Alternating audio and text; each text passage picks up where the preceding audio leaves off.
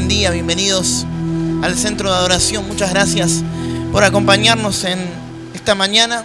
Y se vino el frío durante estos días, parece que está dando pelea ahí el verano y el invierno están ahí en esa lucha constante. Pero bueno, lo más importante es que podamos estar donde tenemos que estar, ¿bien? Miren, nunca deje de hacer lo que usted tiene que hacer por las circunstancias. Yo a veces hablaba con personas que me decían, yo no puedo ir a ningún lado porque mis hijos se portan mal o porque son terribles. Los que creen que sus hijos son terribles, le dejo a Malena y a Julián 1 o 2 días y van a cambiar de opinión. Porque todos los chicos son traviesos, ¿no? Todos los chicos hacen lío, pero no podemos dejar que nuestros hijos nos condicionen. O que las condiciones que vivimos nos condicionen. Uno tiene que hacer lo que tiene que hacer. Por ejemplo, uno cuando tiene un trabajo secular, no falta al trabajo por cualquier pagada porque lo echan, ¿no? Entonces uno no puede decir, está lloviendo, hoy me quedo un ratito más, lo llamo al jefe y le digo que no voy, ¿no? Porque perdemos beneficios, ¿no? Ahora, ¿por qué creemos que cuando no nos acercamos a Dios por algo o cuando faltamos a la iglesia no perdemos nada? También perdemos beneficios. Es importante que nosotros podamos estar en los lugares donde tenemos que estar. Amén. Yo le invito a que vayamos a abrir nuestras Biblias en el libro de Juan, capítulo 9, versículo 1. Sacudile un poco al que está a tu lado y decirle, despertate, no te duermas.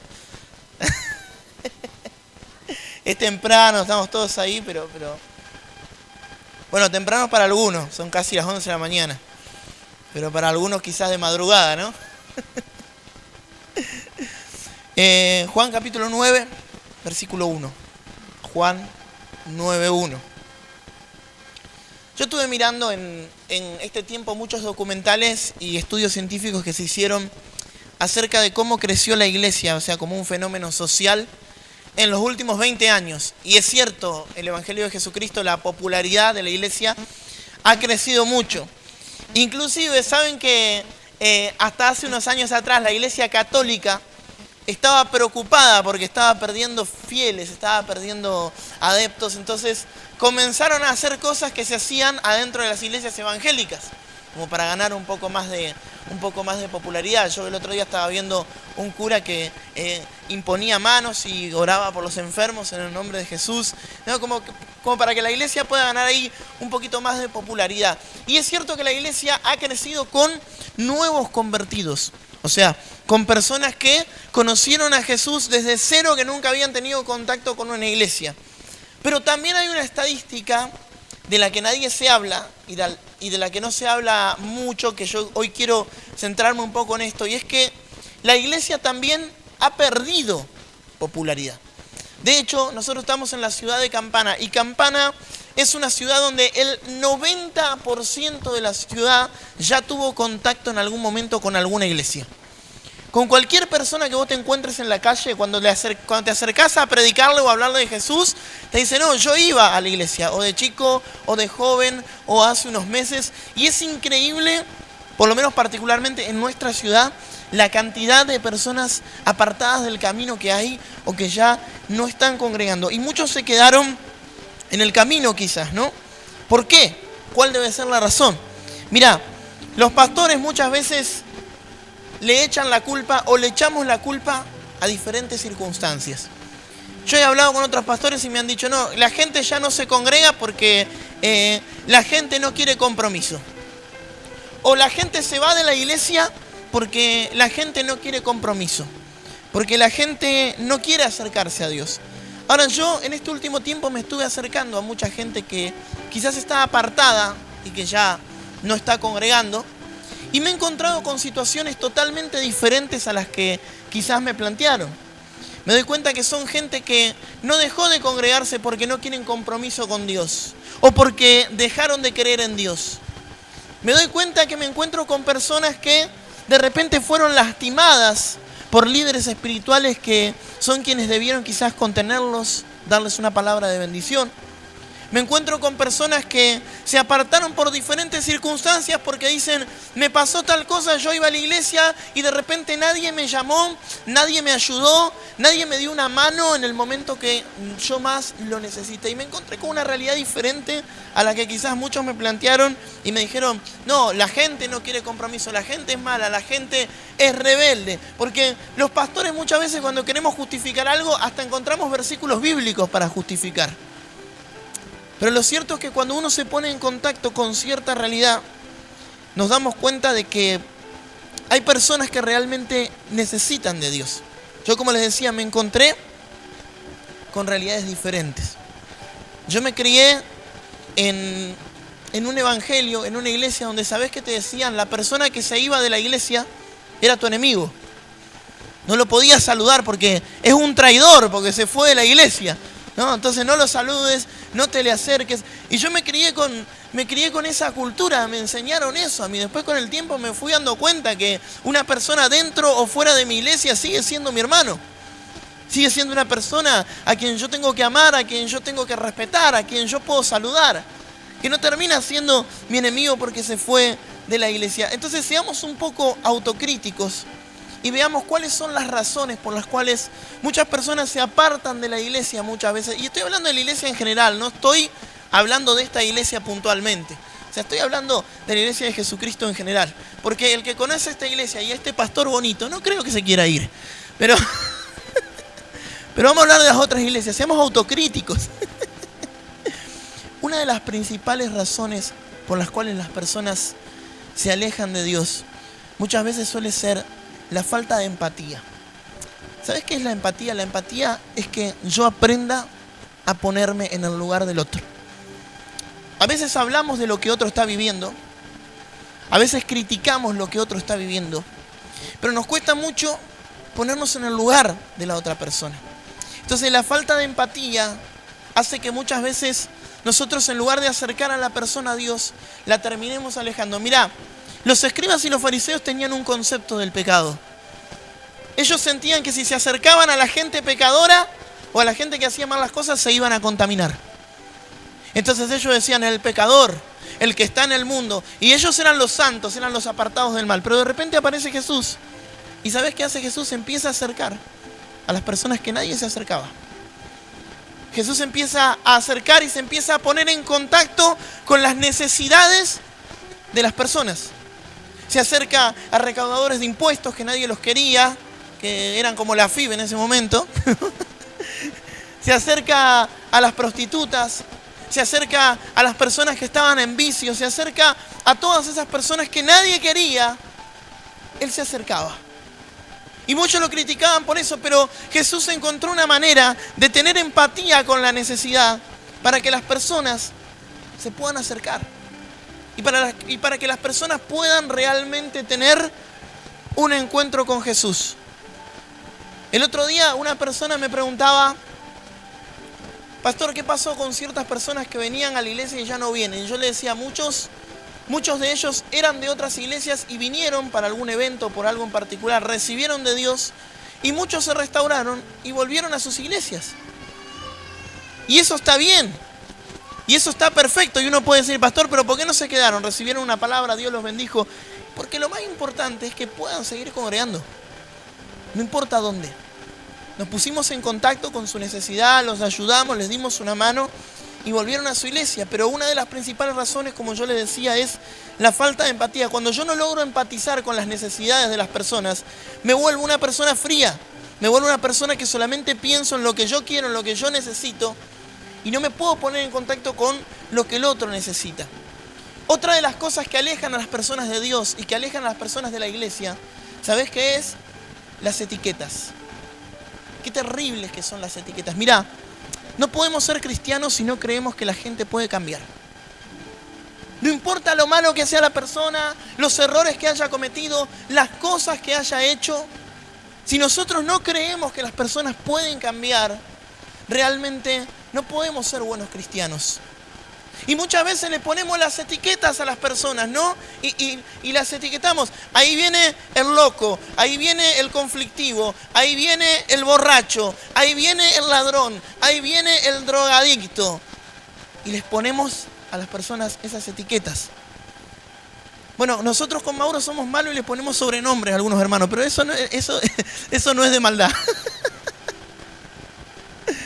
Pero qué feas que son las etiquetas, ¿no? Cuando una persona se siente marcada por esa identidad y por esa etiqueta. Hay etiquetas generacionales muchas veces.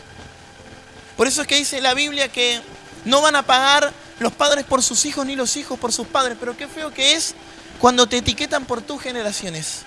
No, si este es el hijo de tal, debe ser un estafador igual que él, igual que el padre.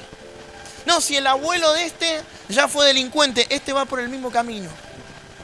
Y qué feas que son las etiquetas y cómo nos marcan las etiquetas. Tenemos que entender que las personas cambian. Mirá, cuando el Espíritu Santo empieza a trabajar en nosotros, nosotros entramos en un cambio progresivo. ¿Y por qué repito la palabra progresivo? Porque ese cambio es de a poco, pero vamos cambiando, ya no somos los mismos. El que me conoció hace unos años atrás y se quedó con esa versión vieja mía, seguramente tiene un mal concepto de mí. Yo cambié, quizás antes decían, este era un tonto, ahora cambió, ahora es más tonto todavía. Pero nunca te quedes con la versión vieja de una persona, siempre dale una oportunidad a las personas para que puedan cambiar, para que te puedan sorprender. Y uno puede decir, pastor, a veces me pueden sorprender para mal. Pero como hijo de Dios lo que tenemos que hacer es empezar a quitarle las etiquetas a las personas. Qué feo que es cuando una persona viene ya con una etiqueta, viene con una carga. Imagínate una persona que llega a la iglesia con una carga, con una necesidad, y encima tiene que lidiar con que las propias personas de la iglesia lo etiqueten o tengan un prejuicio. Muchas veces las etiquetas son responsabilidades que otros ponen en nosotros. ¿Y a qué me refiero con esto? A veces alguien te dice cómo tenés que ser.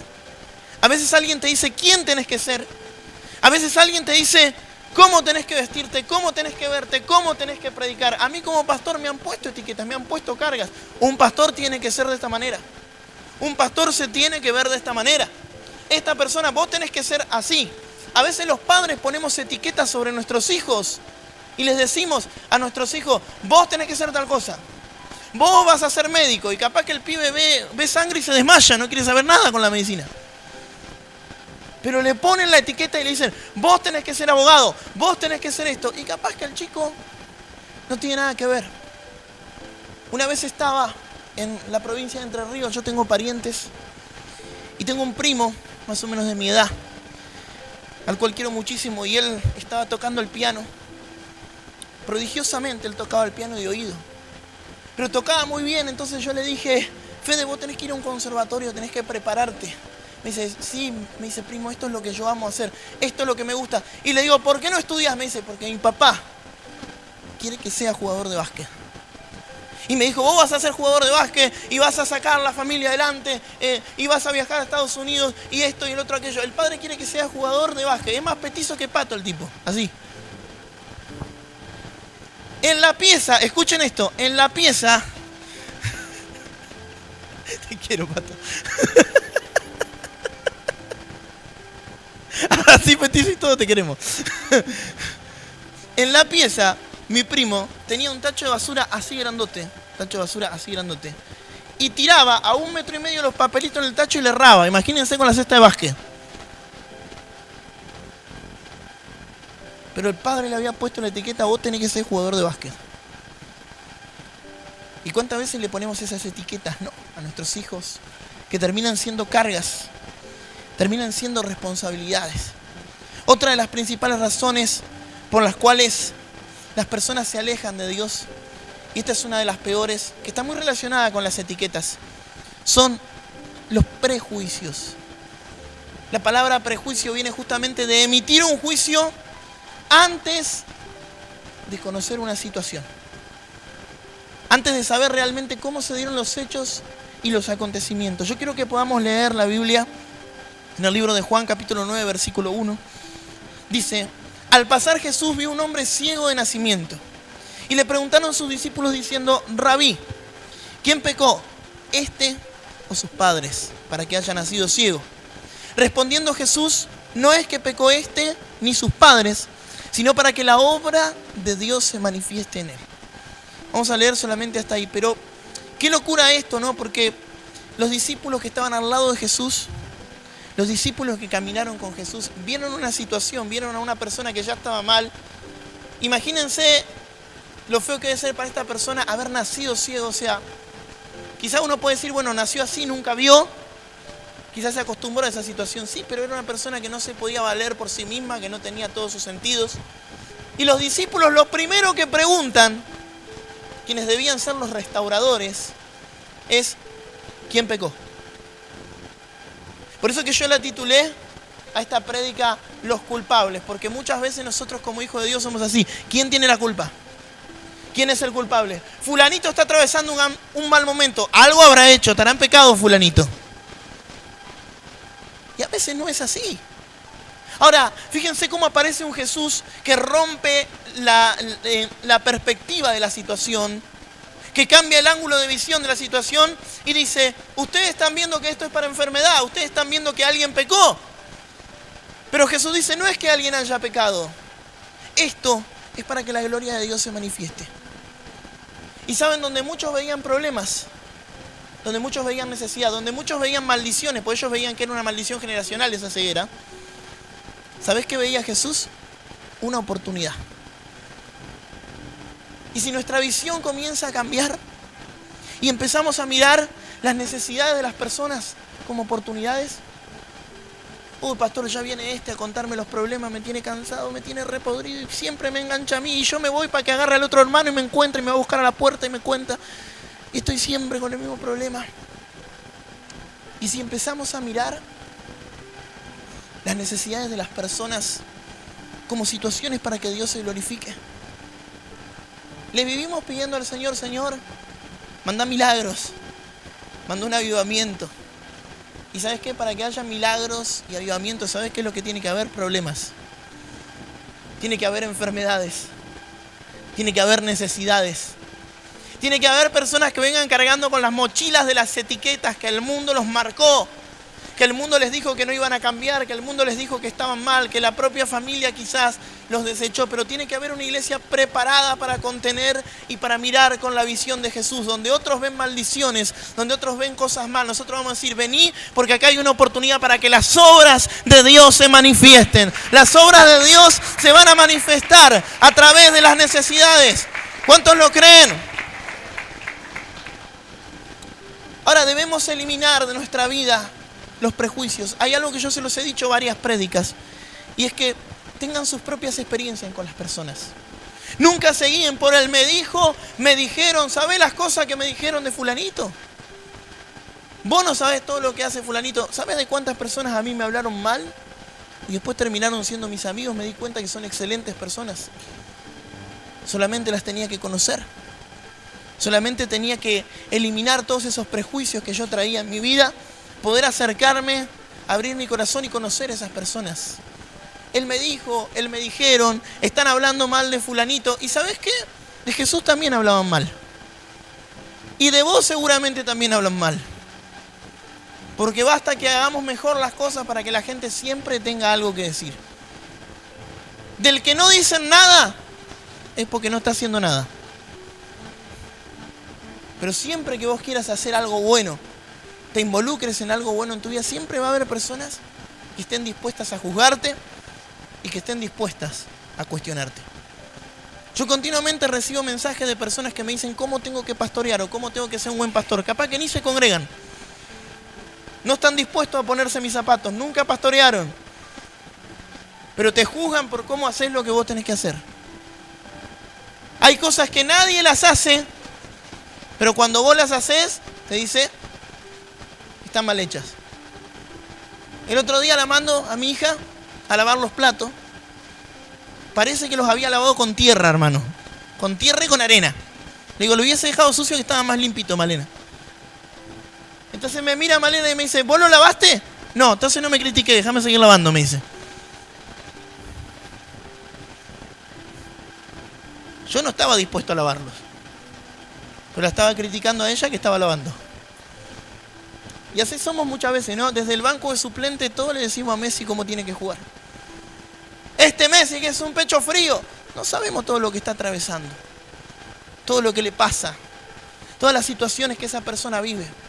Esta persona que está siempre igual emocionalmente y no sabemos cuál es el proceso de esa persona, pero lo juzgamos. Este que no cambia, que cae siempre en lo mismo y que viene siempre con los mismos pecados y con los mismos errores y no sabemos el proceso de esa persona. No sabemos todo lo que esa persona está atravesando. Sin embargo, abrimos nuestra boca para juzgar. Mirá, dice la Biblia que con la misma vara que nosotros medimos, vamos a ser medidos. Dice la Biblia, no juzgues porque vas a ser juzgado. Si alguien nunca se equivocó, déjame darte una noticia. En algún momento te vas a equivocar.